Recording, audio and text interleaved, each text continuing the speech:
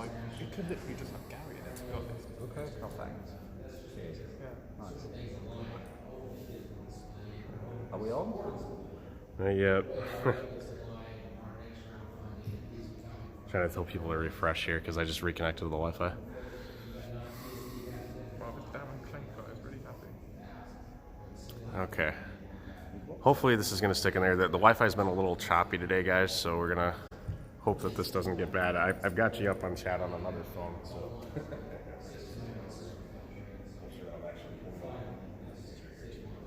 We're going to squeeze in a bit. Yeah.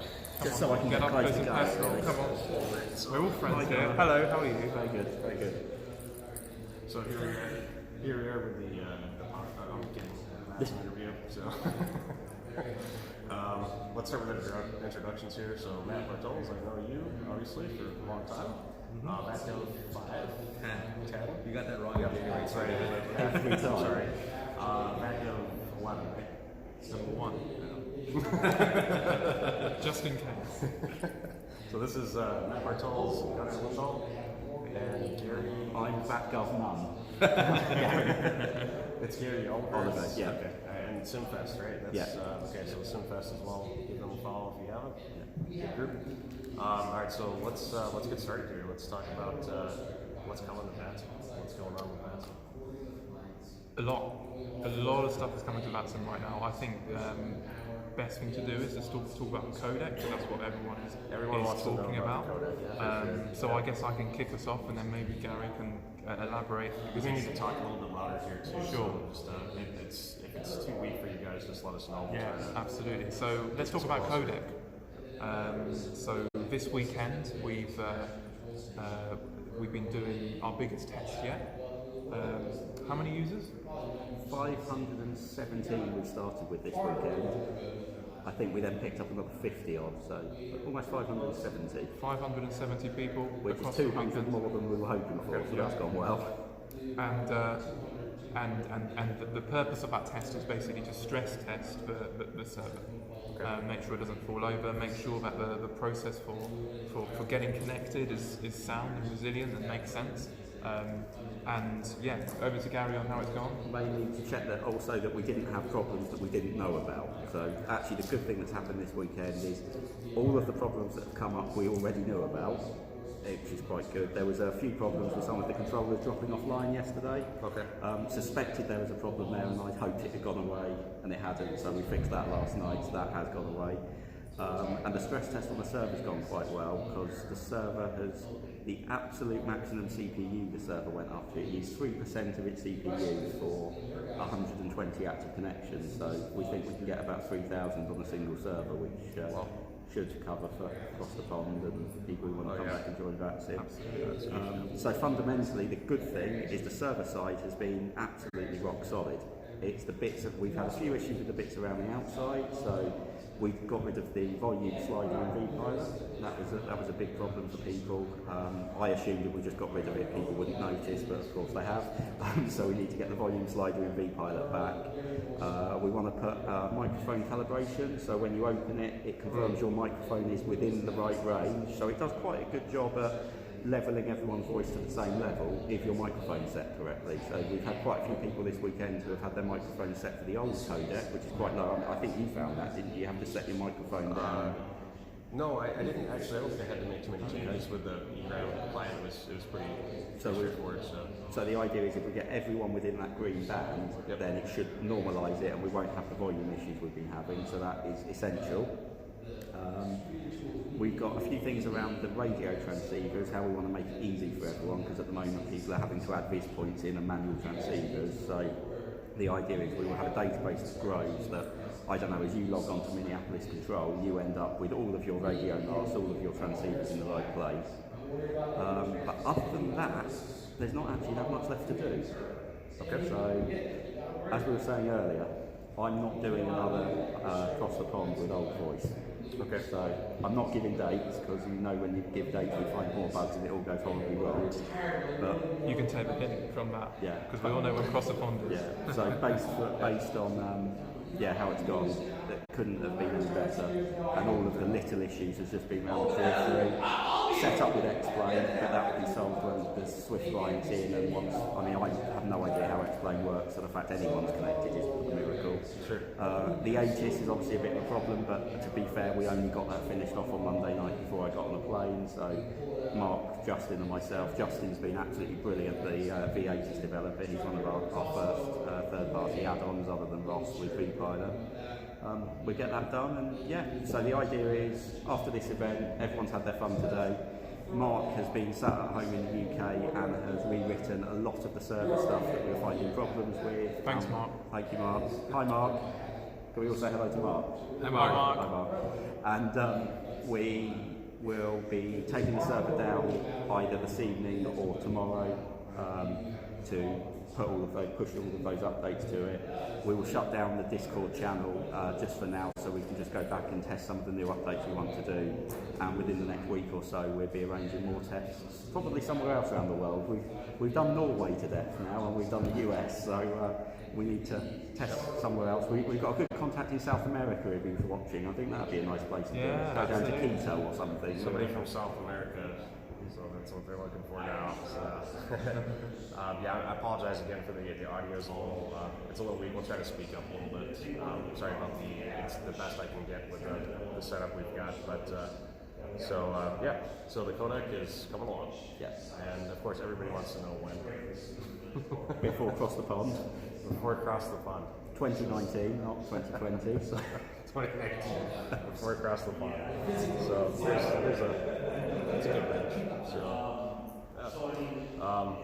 what else is so outside of the codec? There's other server changes though too, right? There's more along with this. So over the last sort of 12 to 18 months, we've tried to be a lot more open about sort of what VATSIM wants to achieve on the technical side specifically.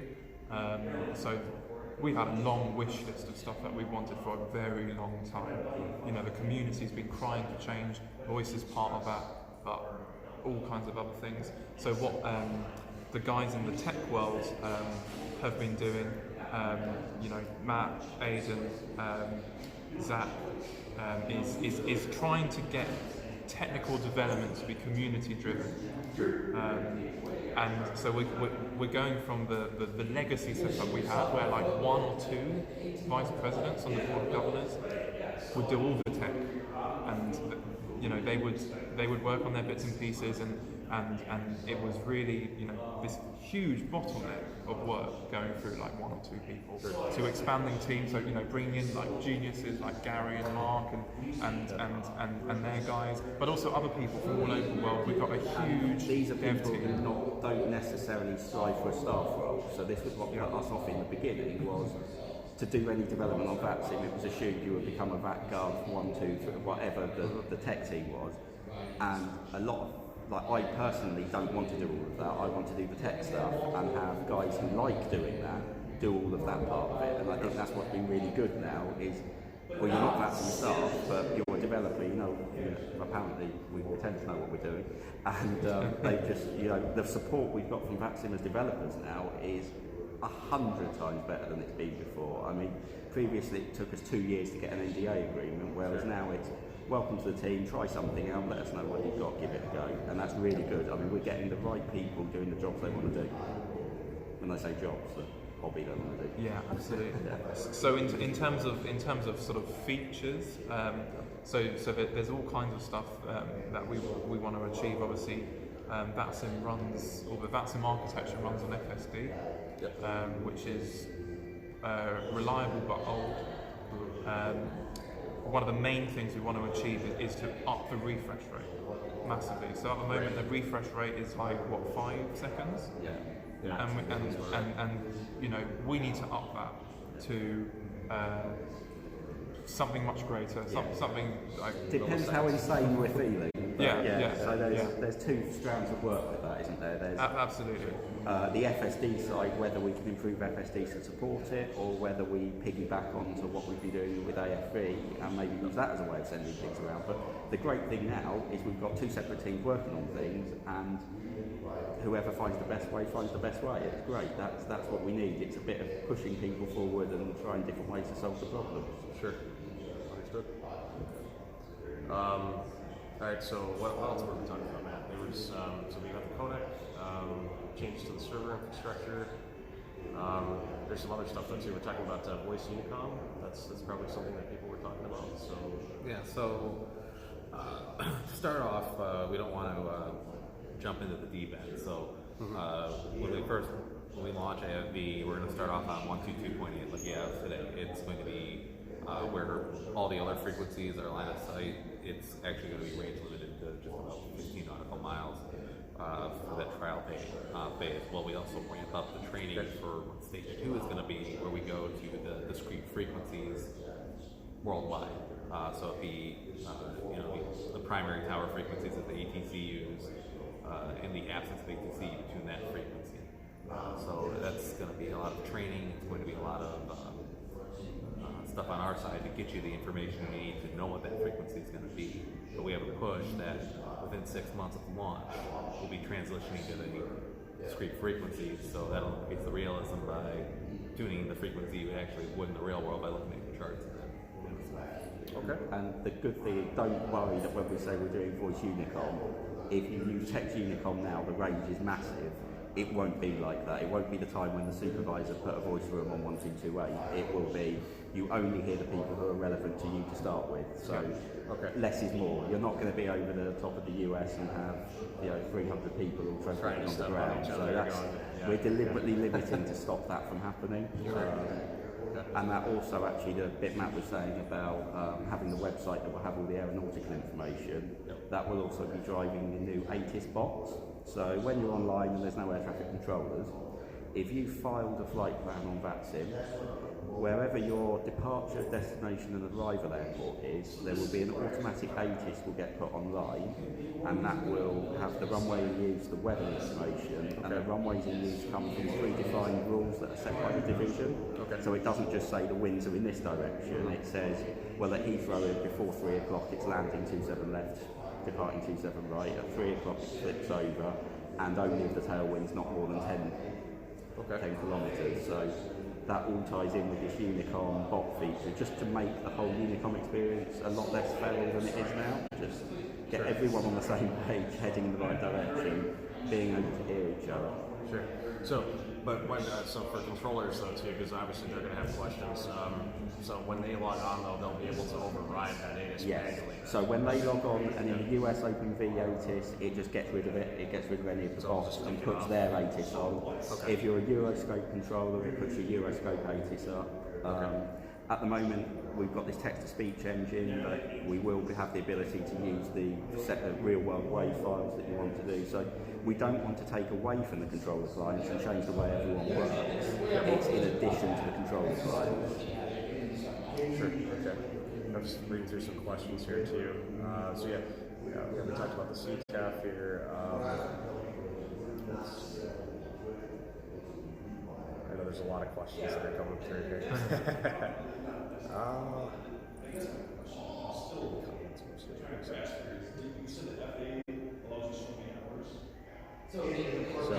So we're kind of taking VATSIM up to modern times. That's what we're looking at doing. So how about the transition, like moving into when we move over to the new stuff? How's that process going to work? Is that pretty straightforward? So we hope so. So in tandem to Gary's team sort of technical roadmap, which they're sort of getting towards the end of now, in tandem we're looking at sort of the network launch plan, which Matt has been doing a lot of work on with various people, and that's all about how do we engage with our members about this change, because this will be a change for everyone. Every single VATSIM member will need to do something, hopefully a very small task, to make the new voice work. So for the vast majority of people, that will just be upgrading their pilot client to a new version. But for some people, it will include downloading something, and that engagement piece is super important. So as soon as we have a date from Gary's guys, when you guys are ready to go, we've got a sort of work stream of stuff that we're doing in terms of emails and engagement and all of this stuff that Matt and his guys do. And then when it comes to the day of the race, it's a case of taking VATSIM offline. VATSIM will go offline for the first time in 18 years? Yeah, I don't think VATSIM is, we occasionally get server outages and server splits, but VATSIM has never gone down. But we will take it down, we will switch everything over at a quiet time and put it back. And that'll be it, it'll be a hard launch. So once we're satisfied with the tests, because the old codec and the new codec are not compatible, it will be from one to the other, and that'll be it. That's the plan. Also, I guess we should talk about like the radio. I was just thinking about this, the radio range. So when pilots are on the ground, there's obviously a lesser area that they can hear, and as they fly, as they go up in the air, it's going to get a wider box.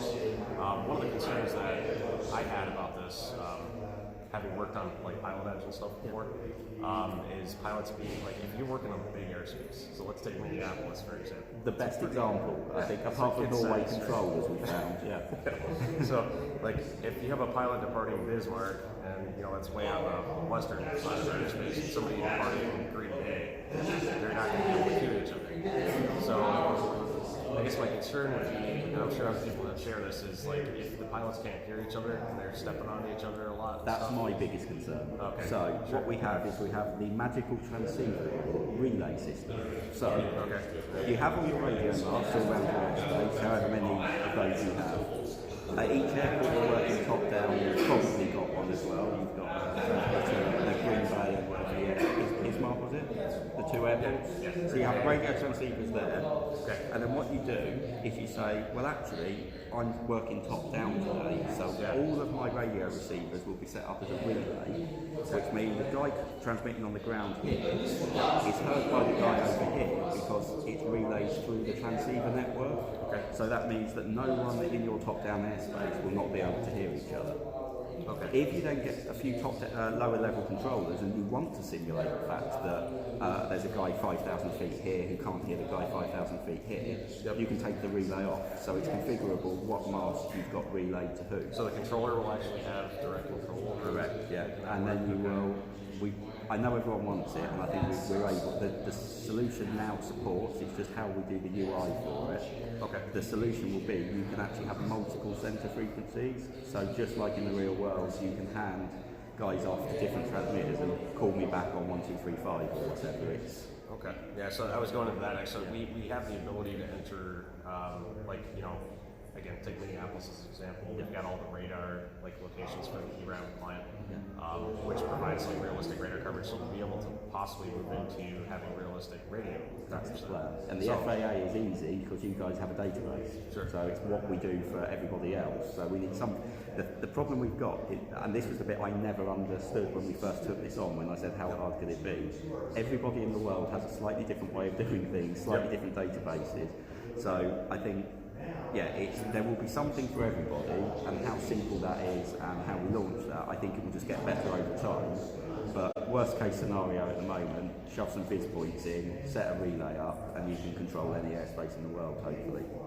Maybe, possibly, fingers crossed. Very good. He told me I'm not allowed to make promises. Yeah. So since we can do the realistic radar coverage now, so if a pilot's too low, we can't see them below certain altitudes, is that going to kind of work the same way that you can actually descend below radio range? Yeah, and you get the crackle and it's, we had some guy earlier doing some controlling, and he had to get a pilot to read it later another pilot because he was out of range. That actually happened to me over a world just a couple of weeks ago. I was flying from Duluth, Minnesota to Grand Forks, and they had to relay to a Delta pilot to reach down to us and stuff to switch over to Grand Forks approach. So that's cool. That's a really neat function to have. Well, now we haven't got the latency. We have time to talk to the other pilots to get them to talk to them. So sure. Very good. Okay. What else? Any other news you can share with us about what's coming in the future here for VATSIM? So a couple of things. First of all, just on the website, so we've talked a lot on the network side, on the architecture, but a big thing for me and something I've been really passionate about is a global events calendar, which is on its way with a new website, which is a huge thing, because at the moment, facilities have their own sort of communities, and we do now have a global way of advertising events and fly-ins, but it's inconsistent, and the format is not the same. So there's no one-stop shop for VATSIM members to say, hey, I'm going to get home at 6 p.m. tonight, and I want to know everywhere in the world which has an event or a fly-in. Sure. Or a book controller. So we want to roll this out to also become a global booking system for controllers. Not to replace local booking systems, but for them to feed in, to speak a common language and to feed into one big booking system. And so that's in the pipeline. Matt and Aidan have got that as part of their work stream for the new VATSIM website, and I personally am really excited about that. So there's a new website too? Is that... On its way, yes, absolutely. So it's time for that to be refreshed into a more modern thing. But as a pilot, forget the staff stuff. As a pilot, I'm really excited for the booking stuff. Sure. Actually, let me just interrupt you real quick. Of course. So, I know a lot of people ask about this too. Pilot training. So Gary just whispered this in my ear, and I was about to talk about it. That wasn't what I whispered in your ear. No. So we have a plan for pilot training, and specifically entry into VATSIM. So we've heard the feedback loud and clear. 10% of pilots cause 90% of workloads and all that because they join. I saw that yesterday because I know Chris Bray was talking about it's difficult at times. Yeah. So VATSIM is an accessible network. We want it to be accessible. We want the barriers to entry to be as low as possible, but we recognise that there are ways in which to make sure that everyone who joins the network has some appreciation of what VATSIM is and what we expect of members. So Ethan, who's our Vice President of Pilot Training, and his team have been undertaking a huge piece of work, which is essentially introducing a P0 rating, so an entry rating for pilots. So when someone applies to join VATSIM, they will do a really basic written knowledge test. And that's not necessarily how to fly a plane. It's what is VATSIM? How do I get help? How do I find charts? How do I find more information? That's what it's all about. And the hope is... So kind of a common sense. It's common sense, but it's also... it will filter out the guys who don't want to spend any more than 5 minutes joining and getting on in the F-18 and just... Exactly. By introducing a bit of a commitment requirement, just a little bit, we're really hoping that will... filter out some of the problematic guys, and of course, when it's out and it's tested and it's implemented, there's always leverage for lowering and hiring that sort of threshold of difficulty because we want to be accessible. Well, that's what we were talking about last night. That it's amazing how quickly we all forget when we were new to VATSIM. I remember logging on to VATSIM and thinking, how on earth could this work? Whereas now there's so much resource, it's just getting the people into the right place and giving them the help they need. Absolutely. So that's the kind of basic entry into VATSIM pilot training. So that'll be written, but Ethan and his team have also done a huge amount of work in the other pilot ratings. So they're totally redesigning the pilot rating system. And to essentially simulate the real world and to allow our members to make sort of a career out of it, if you like, on VATSIM. At the moment, I don't know them off the top of my head, but P1, 2, 3, 4, 5 doesn't really follow in a logical order. It's all about different sort of specialisms, helicopter operation, that kind of thing. Whereas now we want to go to a point where P0 is your entry into VATSIM, P1 is like your basic VFR, P2 is and you sort of go towards your instrument rating and then your jets and that kind of thing, and to follow the natural progression. And hopefully that'll really encourage people to well, first of all, do as much of the pilot training program as they want in order, but also to really build on their skills as they go along. So we're really excited about that. Awesome. Okay. Let's see. One of the guys from BA Virtual must have an awkward question for us. There must be one there somewhere. Let's see.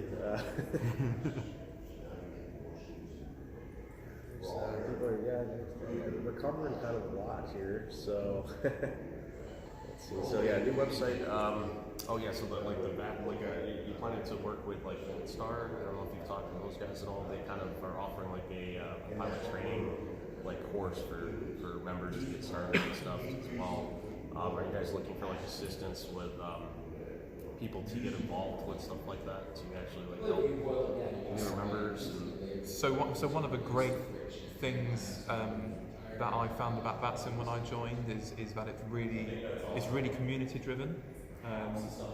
Some stuff is centralised and needs to be centralised, like Gary's team, for example, they're creating something for all of VATSIM. But what I love is that it is the communities and the groups that sort of can get involved and do what they want. So we have fantastic partners here at Expo this weekend. VATtastic, VATStar, several VAs, sort of social groups who are connected to VATSIM and other networks too. So VATStar, for example, are a great partner because they provide incredible experience for new pilots and existing pilots, and they do what they do really well, and we really appreciate being their partner. So yeah, we always embrace those relationships. We're always excited about things like Expo because it means we can talk to other people, other companies who we share the same sort of user base, right? It was great. I think that there was a really good picture in Expo the other day where we had the guys from Pilot Edge, the guys from Iveo, the guys from POSCOM, the guys from VATSIM all together with the common, it's the same hobby, we love it. It's great to come to something like this, and any perceived things that people would think of on the internet is not what you get in real life. I mean, we had a great chat about where all of these networks are going and what we're all going to be doing, and that was a really good thing to have. Absolutely. So a question about Oceanic here too, before I miss this. Somebody asked about Oceanic here. Was how will things like Oceanic work? Will there be any HF style things coming? High frequency? So, squelch.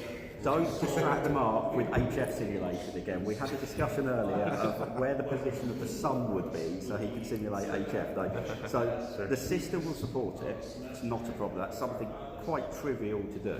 Yep. The problem is pilot clients. It's a bit like 833. We support 833 in audio for VATSIM, but the clients don't. Not every client supports it. So if we started doing 833 frequencies, people would be having to go and type .com1 into vPilot. Now, it's that thing of who's going to go first. Is it the developers or VATSIM?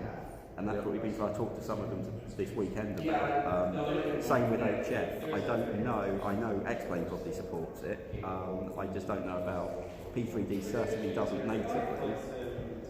And it's how we're going to make that work. But there's nothing to stop us doing HF. What we will do for Oceanic at launch is carry on with what we're doing with VHF frequencies and just make sure we have enough transmitters positioned on boats in the Atlantic so people can hear each other. And actually you'll probably find it's a much better experience because we have the transmitters further away and everyone gets that crackle. So you will get a bit of crackle, but obviously not like you would on HF with whines and all sorts of hissing and the sun's moved position, I can't hear him anymore. It's Sure. Okay. Also, like a lot of people are asking too about so what happens with the current membership, grandfather? We're just gonna move people into the new system, with pilot ratings. Is it just gonna carry over into the new system? Really good question. So we've talked about VATSIM being accessible to everyone. Right. As far as we're concerned, with no intention of making current members go through any compulsory knowledge check, and I think that's the right thing to do, because the vast majority of people who we have problems with the exception of a really small minority of persistent trolls who we don't want on our network, most of them are brand new members who want to do the right thing, they just don't know how to do it, and that's where we're going to help them to achieve that. So grandfather rights for all existing members. There'll be no need to go through anything again. Okay. That's fair. Let's see. What else do we have here? Not really too much else that I'm seeing here. If you guys have any questions, feel free to throw it up in the chat here. I do have the chat. I'm just kind of reading down on this a little bit. So if you guys do have any questions, I guess we can field that for a second or two. Yeah, we really want to hear your feedback. Feedback. The great thing about this weekend is that we've had a load of VATSIM members here, and we've really enjoyed speaking to them, and it's really great to just hear what people love about VATSIM, but also what really pisses people off. Because we need that feedback, because otherwise we don't know where we need to focus. There are things that piss me off about VATSIM when I'm a pilot, but that's just me. I'm just one person. So any and all feedback is always really great. Yep. Refresher courses, so someone's asking about that here too.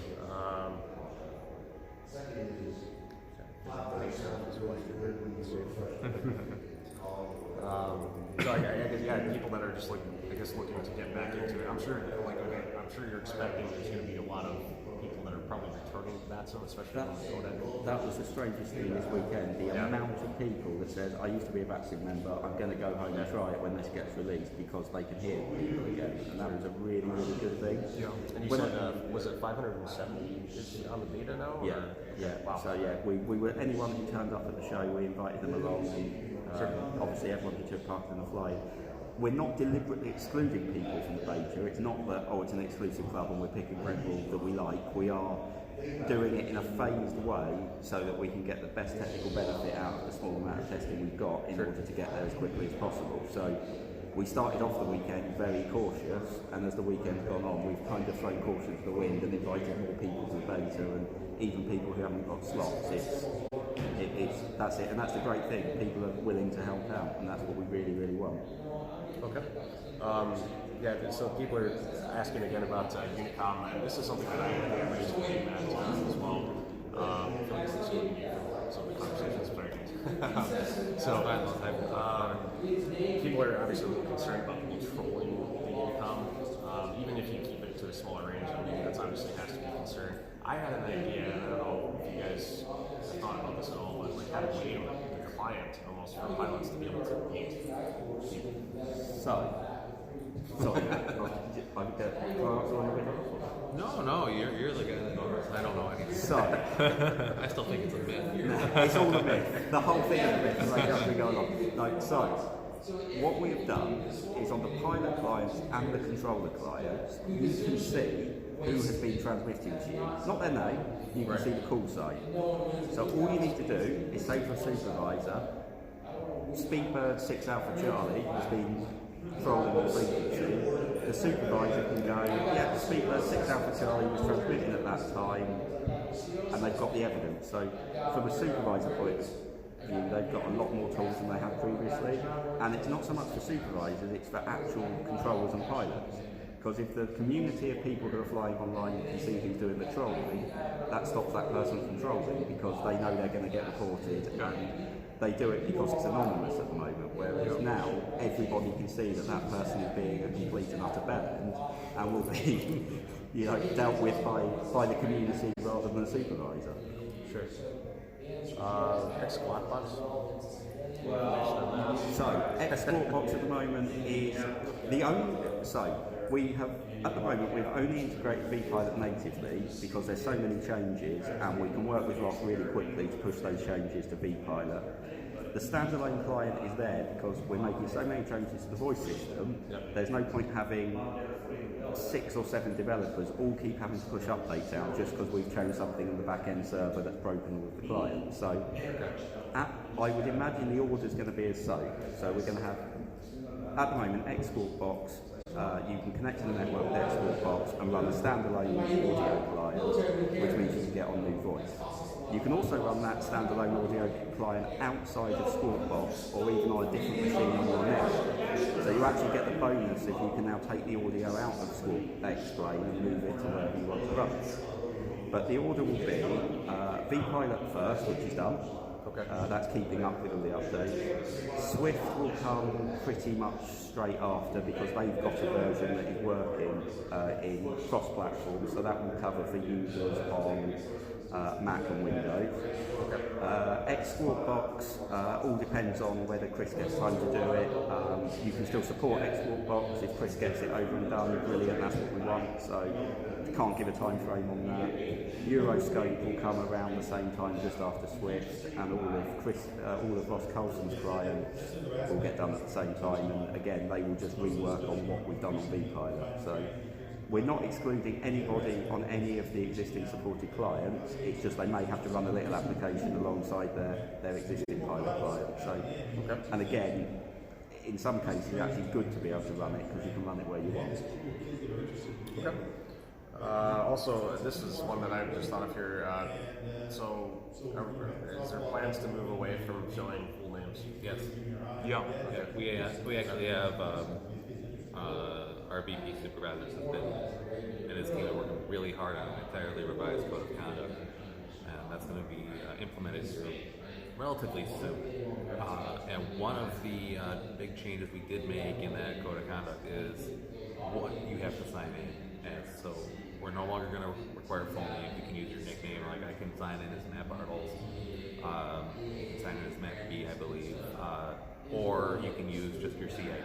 So and if you want to use your full name, by all means go for it. But the actual hard, you have to use your full real name is going away. Okay. All right. And that's really important to people because it's a privacy thing, and everyone watching this stream who uses VATSIM knows that data feed goes to a lot of places on the internet. Yeah. And we respect that some people that's not ideal, and that might even keep some people away from VATSIM. So we're addressing that. So you just have like a checkbox to click, like, hey, I want to be anonymous, show the CID type thing or whatever. Yeah. Well, it's something like that. Essentially. Or type what you want. Exactly. Yeah. The choice will be yours. How you present yourself. Sure. Actually, I don't know if you guys are familiar. There's a streamer. There's a streamer, a friend of mine, that he got in trouble for not using his last name. He wants to know if there's a way to get back into that because I guess he got sixth for that. Get him to shoot me an email. Okay. I'll speak to him. Okay. All right. So I guess if anybody's having that type of problem, maybe just reach out to VP of Suits or something like that. Yeah, absolutely. Yeah, happy to have a discussion. Sure. Okay. And obviously, man, you guys can see history, so if there's other issues, so to clear up. So, let's see. You guys prefer black scopes or blue scopes? Do blue scopes matter? They have no idea. I'm such a bad controller; it makes no difference whatsoever. As long Please as I've tell got, me you didn't hit each other. as long as I've got a comedy named Waypoint in my sector, I don't care. I just wear a blindfold, so it doesn't matter to me. Very good. All right. I think that's it. Yeah. That's all I've got for you guys. So I guess if anyone's got questions, how should they get in touch with you guys? If anyone wants to provide more feedback here from the stream, or Well, we do a lot of social media these days.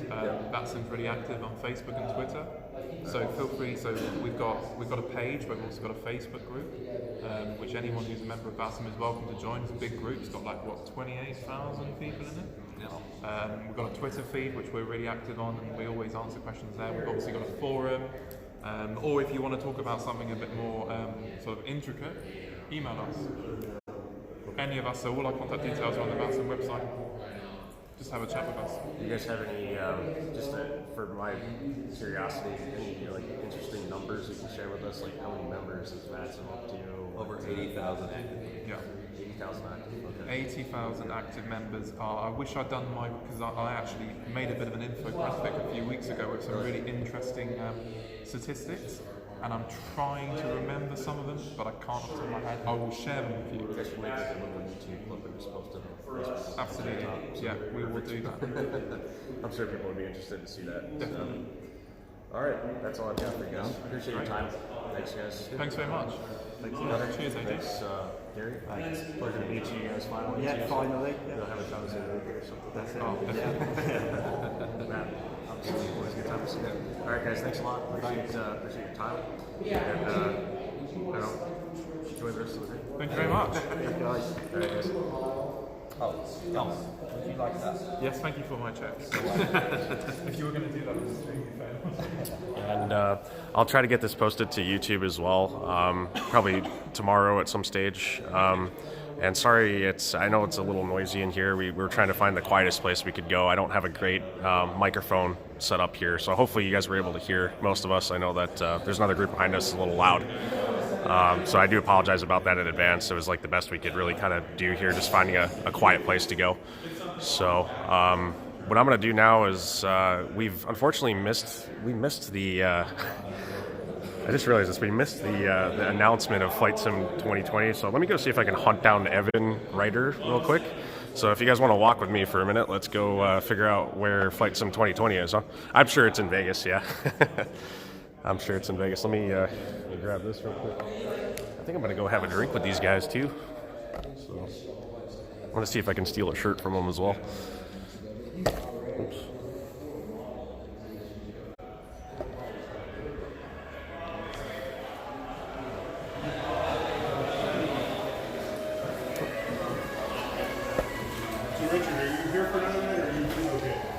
Alright, I'm going to update the stream title here real quick before I forget to do this, since we're done with the interview now, because I'll need to split this up for my purposes. So let's do FS Expo 2020 news and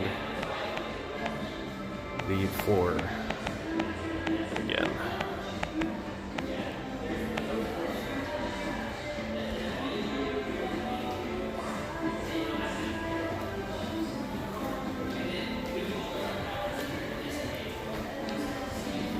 A little stormy outside. Kind of a nice place though.